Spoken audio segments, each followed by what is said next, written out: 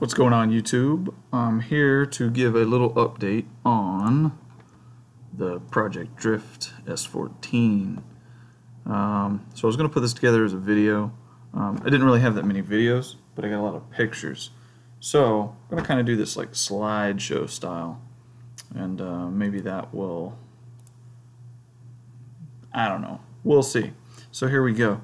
The last, I think it was part 2, was us pulling the engine out. So this is the time lapse of us pulling out the motor when we got Rod Knock from drifting at Marion Oaks. Unfortunate, but it's an old engine, 20-something years old. Who knows? It was bound to happen.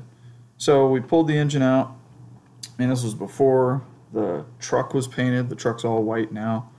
There's been a lot of changes in the past few months. So first, bam, empty engine bay. So this was out, and I'm like, I don't really know what I want to do. Like, I just want to get the car running again. I just want to slap bearings in it and run. And of course, like everything else I do, it ends up spiraling out of control. And I was like, you know what?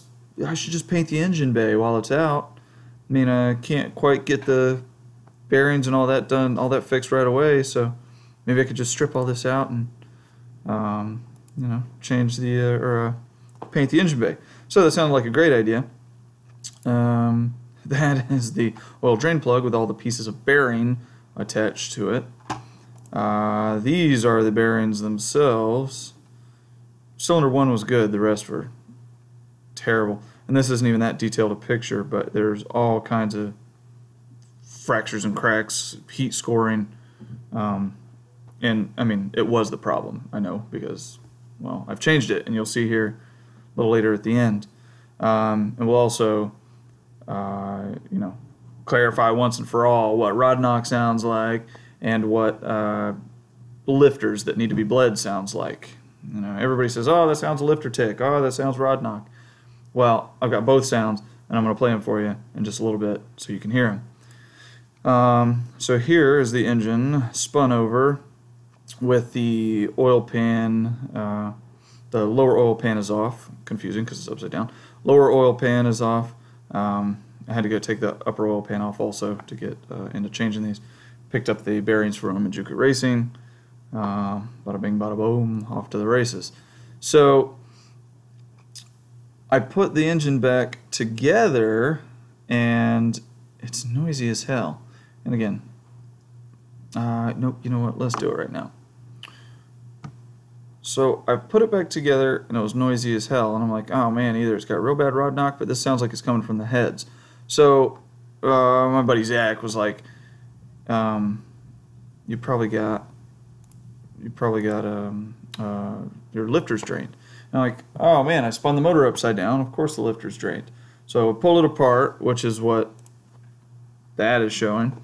I pulled it apart, bled the lifters, bada bing, bada boom. So you know what, we're just going to do this right now. So this is the sound it was making when it had Rod Knock. We came back from drifting to Marion Oaks, and I noticed this weird sound, but it only happened like in the 2,000-something RPM range. And you'll see I had the motors already running, and I'll thumb the throttle a little bit, and you'll hear it's quiet just at idle, and then when it starts getting up in RPMs, you can hear it. So.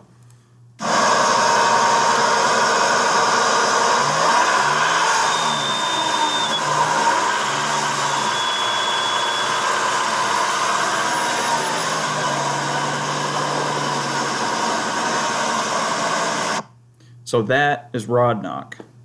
So I changed it. I changed the bearings, and this is with the noisy lifters. And I know that because I have a before and after of this also. This is the lifter tick. I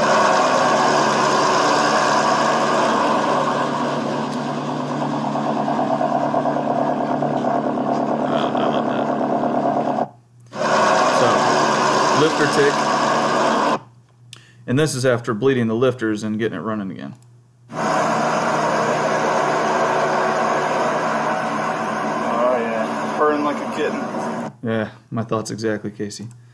So here again, let's go back through them. Rod Knock.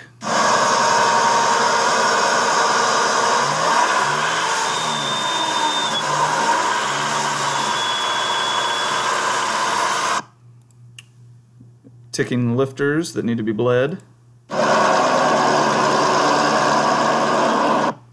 And a happy SR. Oh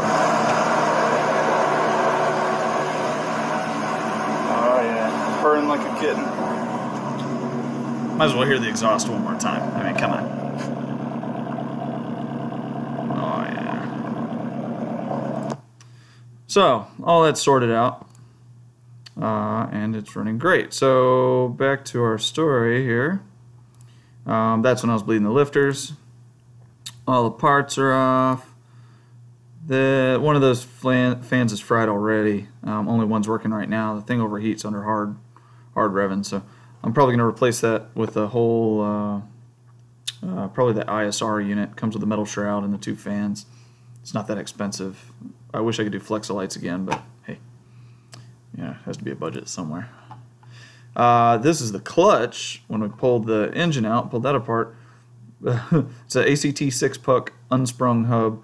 It's down to the rivets. There's also a lot of heat scoring on the clutch plate, so it was like, you know, had to be replaced.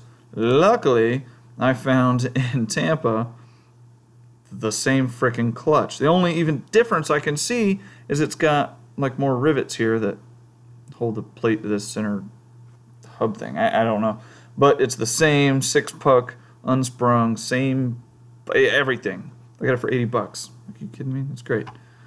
And it was all like barely used. I mean barely. And it's in the car and it's working great right now. So this is trying to get this hydraulic e-brake to work has been quite an experience, because I've had to, you know, figure out where to tap in the hydraulic lines. I went to the T-block on the back where the rear tires, where it distributes to the 2 rear wheels. I had to reinforce the trans tunnel because it just wanted to bend and flex and this and that. So now the newest issue is this rod right here is too flimsy at the points where it bolts in, because I don't have, it was like one rod, but it was too soft a rod. Like it wants to just bend right there. I'm like, man, that sucks. I'd reinforced this part, but didn't think about this part bending. And, you know, it's trial and error. I don't really know what I'm doing. I'm figuring it out as I go. So I think I'm going to get like some grade 8 or 10 bolts or whatever they're called, like the really strong bolts. I'm going to get some of those, and then I'm going to use like maybe like some square steel tubing or something in the middle, but I'm going to weld the 2 bolts on the end of the steel tubing. Give that a try. I hope it's strong enough. I mean, I know people have done this setup before with your handle up here and your rod connecting to the master cylinder. I couldn't figure out how to do it as one unit up there without it being totally in the way of the passenger. And having a passenger is, you know, it's still important to me. Like, you know, with Austin and Aaliyah and stuff riding. I mean, I don't know. So, got to build a new one of those to see what happens. So, here's the engine bay getting stripped. And that's kind of an idea of the sample paint color. It's not a great picture of it, but you'll see some better pictures of it painted. Stripping it out, and I got all the wiring here. And so then I'm like, oh man, the wiring's out. Why don't I do a wiring tuck? I'm like, how hard could that be? Yeah, it was, you know, all those great ideas I have. You'll see pictures of that later too. So here is either before or after sanding the underside of the hood. I don't know. Same thing with the engine bay, getting ready for paint. So this is laid down a base coat of Rust-Oleum. This is all rattle can, by the way. Rust-Oleum hammered silver. The hammered is great because you don't need a primer, and it kind of like sticks to anything. And it gives it kind of a textured, like a purposely textured look, which I liked. I love the way it lays on. I love the way it looks. I did. And over top of it, I sprayed, it's like a metallic red. It's more like a candy. It's like a metallic clear, which is basically a candy, that I laid down over top of the metallic silver. There's the hood. And bam! And the test I did of it looked awesome. So I'm like, well, you know, what the heck? Why not? Laid the whole thing on the whole entire engine bay. But you know, I did my prep work good. It was sanded. It was tacked. You know, everything was done right. I just used spray can, but I'm really happy with how it came out.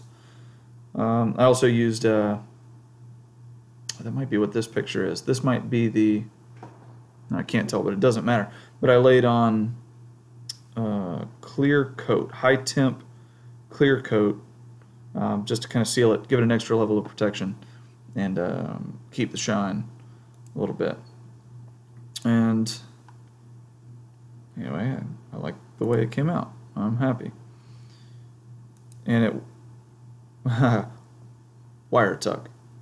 So all this curled up mess is the wires leading to the fuse box, which is right there. You can just kind of see it. That's the fuse box that was under the hood.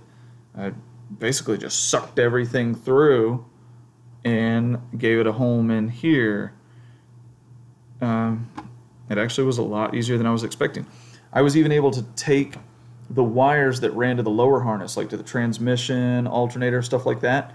I actually had enough room to have the main harness here under the dash, and I was able to feed those wires out through pre-existing holes in the firewall and connect it right to the plugs that it went to, without even having to extend the wires.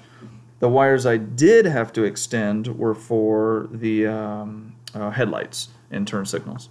So I just got some good wire and ran them out to there, heat shrinked them, did everything right, and no problem so far.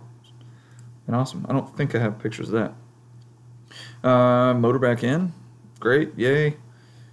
I mean, I love the paint. It's like red in some places and orange in others. It's like, I don't know, it's cool. I didn't tuck like the brake lines. I'm not that concerned with it. Power steering I left. I still want it to function as a well-driving car, but all this stuff on the left side is cleaned up. There's nothing. I mean, I used to have like igniter chip, fuse box, big rat's nest of wires here. Nothing. All gone. I mean, yeah. I upgraded to a 300ZX brake booster, which, let me tell you, now with the 300ZX brakes, master cylinder, you hammer those brakes and you're locking up all 4 tires. Here we go with a little bit of paint on the hood and the front fender. I was kind of testing with some Rust-Oleum gloss white, same white I used on the truck. Like what the hell, it's a drift car. I mean, I like the color. I kind of always wanted the truck and the car to match. So now it does. And if I damage a panel or put on side skirts, which hopefully I'll do soon, spray paint it. Bam, done. Wiener dog. Hercules. This was like the first drive up to after it was running again. Brakes locked up on me. I don't know what was going on there, but that kind of sorted itself out. Just had to break the lines off the master cylinder a couple times. And it ended up freeing itself. And I did have to adjust the length of the rod from the brake pedal to the brake master cylinder. That's right, forgot about that. Once I adjusted that, then there was enough space for the brake pedal to be able to come all the way up and give it the space it needed. But great now. Painting the car. We had taped it like this because we didn't think overspray would be that big a deal. And it was. So it's like shiny where the paper was, and it's like overspray dull on the front of the car. Again, I don't really care because I'm happy with the way it came out. That's actually a picture before when I was doing the hood. I did the hood and then later did the back of the car. So a little out of order, but that's okay. So this is its first real trip out. I took it up to the skate park at Fruitland Park. I don't know why this is such a grainy picture. Maybe because it's a preview, I don't know. But the other pictures were a lot better. But no issues whatsoever. I mean, these are all like preview pictures. That's okay. There it is, fully painted, except for the rear bumper. The rear bumper's off like that. But I kind of thought about leaving it that way for a while. But I changed my mind. I didn't want to have to do a new light mount and this tag dangling around back here, and so I ended up putting on the bumper again and doing everything right. I mean, it would be different if it was like full time attack car, back to front, and I left that off because of airflow underneath the car and not getting trapped in the bumper or whatever BS I told myself. That'd be different, but I put it back on just to make it a whole car again. So those are the wheels I've had for years, and I found on a wheel Facebook page these Rodas, and I don't know, Rodas or whatever, I don't really care, but it's the exact style I was looking for, like a thick 5-spoke with a chrome lip. They're 17 inches. I knew the offset was a little wacky for, it wasn't like a real low offset. I think they're like 30 or 35s or something. And I'd like 12 or 15, but wheel spacers can fix that.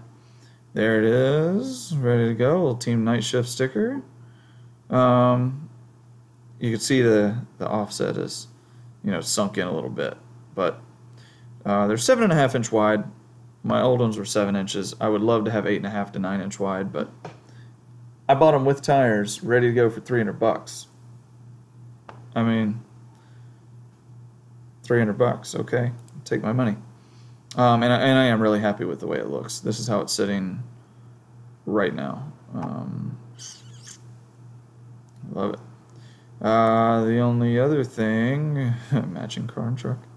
The only other thing we did is I picked up a used differential from a guy Nazir in Ocala and welded it. Bam. And yeah, that's good times there. This is, I forgot about this. This is before when the diff was not welded. This is Austin's first time drifting, like basically ever.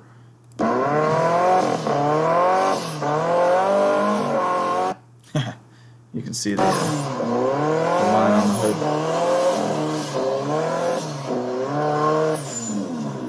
Yeah, but he went out that day, took him like his third time. Boom, he's sideways, holding it. Counter steer, bam, got it.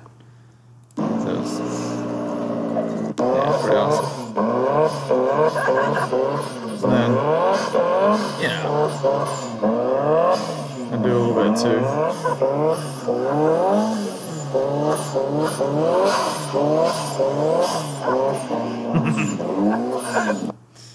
So that is basically it. Now it is welded, and now let's see if I can pull that up real quick. This was today. Sorry it's sideways. I don't know what the heck's wrong with it. I don't even, whatever. So this was today with the welded diff.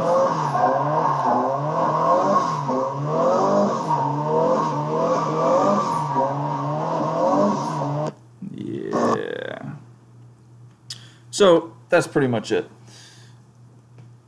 That's the update. Drift events are to come next month. Got a list of parts we got to get it ready for the drift events. We need tow straps, fire extinguisher, the right Snell rated helmet.